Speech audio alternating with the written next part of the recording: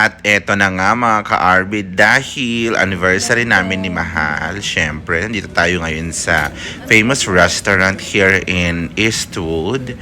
Ayan, kasama natin ang ating Franny na si Mariel and Marty, syempre si Mahal of course. Ayan, nandito kami ngayon guys, tinitikman namin yung first order namin na nachos.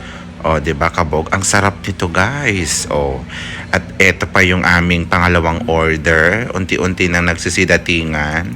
O, diba? Dahil hindi kami sumasapat sa isa, dumalawa kami. And also yung soup, ang sarap. O, diba? Hey guys, welcome to Cilantro. Try na natin yung caliente wings nila. Guys, mauubos na namin yung nachos. Kulang na S. Nachos, kasi madami sila. Yeah.